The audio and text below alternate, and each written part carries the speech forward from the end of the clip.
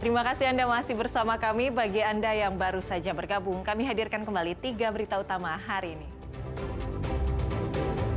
Bau alkohol melekat di tubuh inisiator Aliansi Masyarakat Pati Bersatu, Husen, nyaris diamuk massa.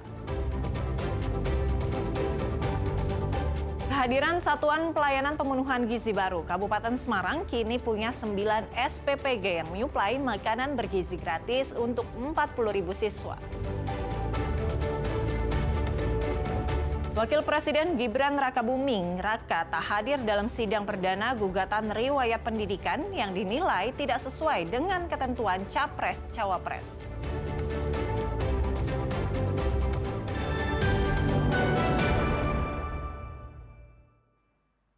Yang jadi perhatian publik dalam reshuffle Kabinet Merah Putih adalah digantinya Menteri Keuangan Sri Mulyani. Nama Sri Mulyani pun langsung merajai trending topik di media sosial hingga menjadi sorotan media asing. Usai melepas jabatan sebagai bendahara negara, Sri Mulyani meminta agar privasinya dihormati.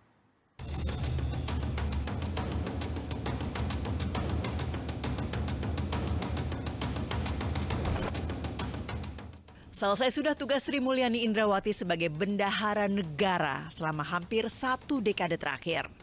Serah terima jabatan Menteri Keuangan dilakukan antara Sri Mulyani dengan penggantinya, Purbayayudi Sadewa di Aula Kementerian Keuangan Selasa pagi. Selama pengabdiannya sebagai Menteri Keuangan, Sri Mulyani meminta maaf. Tiada manusia yang sempurna. Pasti dalam menjalankan amanah ada kekurangan, ada kehilafan. Dan untuk itu saya dengan rendah hati memohon maaf. Saya pamit undur diri pagi hari ini dan mohon mulai saat ini untuk kami dihormati ruang privasi kami atau ruang pribadi saya sebagai warga negara biasa. Di penghujung Agustus lalu, isu liar mundurnya Sri Mulyani sempat mencuat setelah demo besar-besaran hingga berujung penjarahan di rumahnya. Digantinya Sri Mulyani memunculkan pertanyaan, apakah ia memang mundur atau dicopot? Bukan mundur, bukan dicopot. Jadi Bapak Presiden selaku kepala negara dan kepala pemerintahan, kita semua paham bahwa beliau memiliki hak prerogatif. Kemudian atas evaluasi, beliau memutuskan untuk melakukan perubahan formasi. Nama Sri Mulyani langsung merajai trending topik di platform X pasca namanya tergantikan dalam jajaran pembantu presiden. Sebagai tokoh ekonomi yang diakui dunia, berita dicopotnya Sri Mulyani juga jadi sorotan media asing. Indeks harga saham gabungan spontan anjlok menyusul digantikannya Sri Mulyani. Purbayayudi Sadewa yang menggantikan posisi Sri Mulyani menyebut salah satu arahan kebijakan yang diusungnya adalah tidak memaksakan kenaikan pajak dalam waktu dekat serta memprioritaskan upaya percepatan pertumbuhan ekonomi. Selama ini ada perlambatan ekonomi yang karena berbagai hal. Dan keributan demo-demo itu sebetulnya karena sebagian masyarakat mungkin ngerasa ekonomi melambat dan tertekan.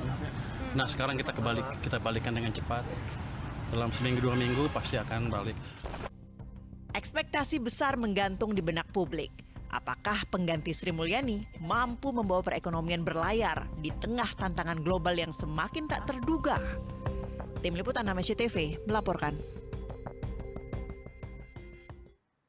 Guna memastikan perkara pidana pengemudi ojol yang wafat karena dilindas rantis Brimob pada akhir Agustus terus diproses, Komisi Kepolisian Nasional atau Kompolnas beserta Komnas HAM mengambil bukti rekaman kamera pengawas di sekitar lokasi korban mengalami insiden yang berujung hilangnya nyawa.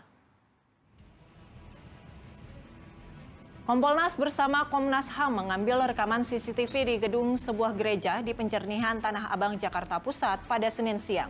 Kamera pengawas di lokasi tersebut diduga merekam insiden saat rantis Brimob melindas seorang pengemudi ojol bernama Afan Kurniawan. Pengambilan bukti rekaman tersebut untuk memastikan seluruh tahapan penyidikan berjalan akuntabel dan transparan.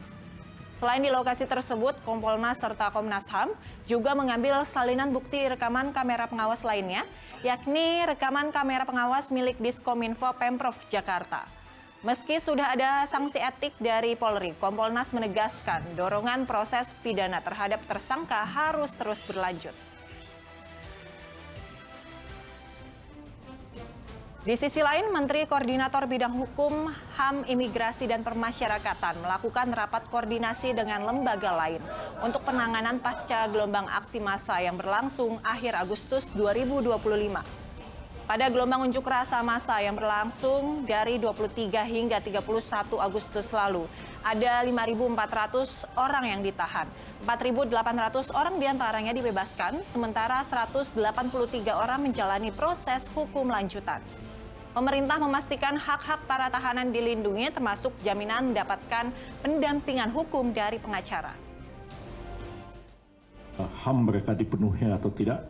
Apakah mereka cukup diberikan cukup makan 3 kali sehari? Apakah mereka itu orang tahanan yang manusiawi dan sebagainya? Itu kami harus memastikan hal itu.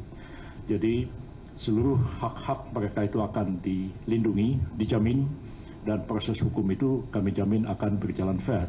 Nah, tadi juga sudah diputuskan dalam rapat bahwa keterbukaan dalam transparansi dalam penyelidikan dan penyidikan terhadap mereka yang ditahan ini tidak hanya terhadap kasus Pedro ya, jadi saja yang sudah terbuka dan masyarakat sudah menyaksikan bahwa sangat transparan. Franka Franklin menjenguk sang suami Nadiem Makarim, tersangka kasus dugaan korupsi penggadaan laptop yang ditahan di Rutan Salemba, Cabang Kejaksaan Negeri Jakarta Selatan. Ia membawa makanan kesukaan mantan Mendikbudristek itu saat membesuk. Apa aja Ibu izin? Yang Sehat, alhamdulillah. Didampingi kuasa hukumnya, Franka Franklin datang ke Rutan Salemba Cabang Kejaksaan Negeri Jakarta Selatan Senin siang untuk menjenguk sang suami Nadiem Makarim. Franka membawa makanan kesukaan sang suami saat membesuk. Nadiem, tersangka kasus dugaan korupsi pengadaan laptop Chromebook itu, telah 4 hari jalani penahanan di rutan.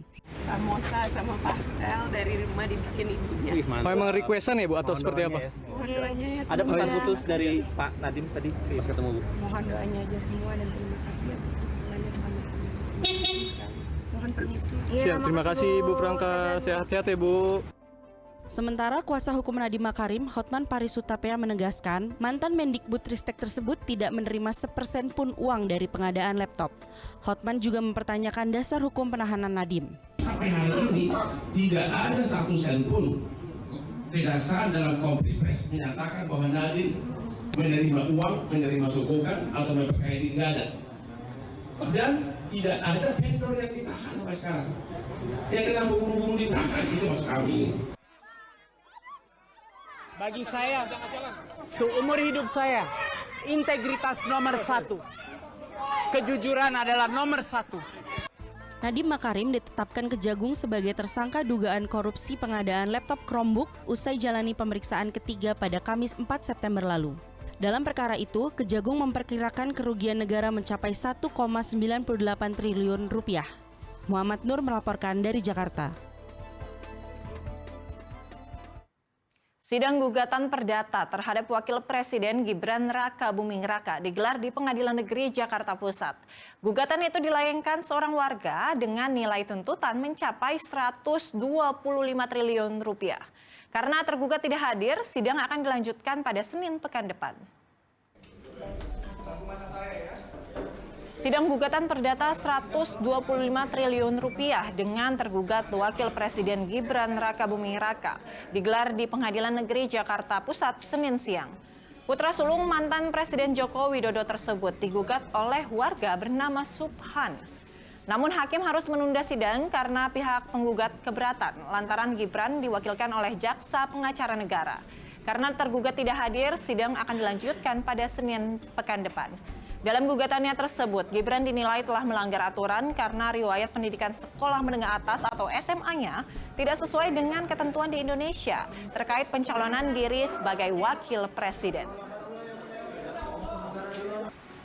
Saya keberatan karena saya menggugat adalah pribadi, personal. Negara saya, kejaksaan itu mewakili negara saya. Nggak boleh membela dia. Ya. Makanya saya keberatan. jaksa pengacara negara saya minta keluar dari persidangan.